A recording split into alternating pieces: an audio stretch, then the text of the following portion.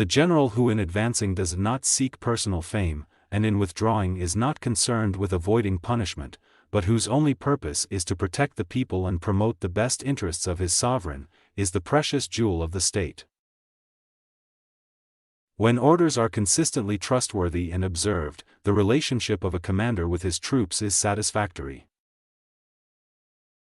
With regard to precipitous heights, if you are beforehand with your adversary, you should occupy the raised and sunny spots, and there wait for him to come up. Thus the skillful general conducts his army just as though he were leading a single man, willy-nilly, by the hand. From a position of this sort, if the enemy is unprepared, you may sally forth and defeat him. But if the enemy is prepared for your coming, and you fail to defeat him, then, return being impossible, disaster will ensue. To perceive victory when it is known to all is not really skillful. Everyone calls victory in battle good, but it is not really good. Confront them with annihilation, and they will then survive. Plunge them into a deadly situation, and they will then live. When people fall into danger, they are then able to strive for victory. Hence the experienced soldier, once in motion, is never bewildered. Once he has broken camp, he is never at a loss. When envoys are sent with compliments in their mouths, it is a sign that the enemy wishes for a truce. Those who do not know the plans of competitors cannot prepare alliances. Those who do not know the lay of the land cannot maneuver their forces. Those who do not use local guides cannot take advantage of the ground. Fighting with a large army under your command is nowise different from fighting with a small one. It is merely a question of instituting signs and signals. Carefully study the well-being of your men, and do not overtax them. Concentrate your energy and hoard your strength. Keep your army continually on the move, and devise unfathomable plans. One who speaks deferentially but increases his preparations will advance. One who speaks belligerently and advances hastily will retreat. One who speaks deferentially but increases his preparations will advance. One who speaks belligerently and advances hastily will retreat. Therefore the good fighter will be terrible in his onset, and prompt in his decision. If we know that the enemy is open to attack, but are unaware that our own men are not in a condition to attack, we have gone only halfway towards victory.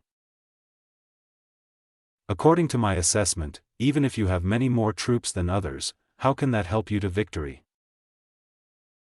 Now this foreknowledge cannot be elicited from spirits, it cannot be obtained inductively from experience, nor by any deductive calculation. If I wish to engage, then the enemy, for all his high ramparts and deep moat, cannot avoid engagement. I attack that which he is obliged to rescue. It is the rule in war, if our forces are 10 to the enemy's 1, to surround him, if 5 to 1, to attack him, if twice as numerous, to divide our army into 2. At first, then, exhibit the coyness of a maiden, until the enemy gives you an opening, afterwards emulate the rapidity of a running hare, and it will be too late for the enemy to oppose you. In battle, there are not more than 2 methods of attack, the direct and the indirect, yet these 2 in combination give rise to an endless series of maneuvers. It is according to the shapes that I lay the plans for victory, but the multitude does not comprehend this. Although everyone can see the outward aspects, none understands the way in which I have created victory. It is through the dispositions of an army that its condition may be discovered. Conceal your dispositions, and your condition will remain secret, which leads to victory. Show your dispositions, and your condition will become patent, which leads to defeat. As water shapes its flow in accordance with the ground, so an army manages its victory in accordance with the situation of the enemy.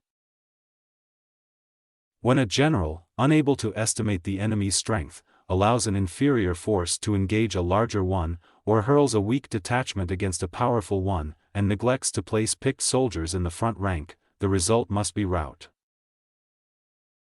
Those who would wage war should first eliminate all domestic enemies before proceeding to attack the external foe.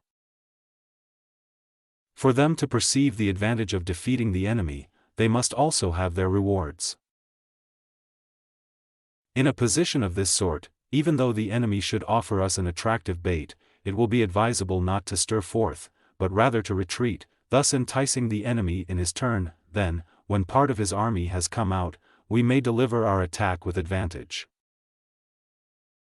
We cannot enter into alliances until we are acquainted with the designs of our neighbors. We are not fit to lead an army on the march unless we are familiar with the face of the country. Factors in the art of warfare are, first, calculations, second, quantities, third, logistics, fourth, the balance of power, and fifth, the possibility of victory is based on the balance of power.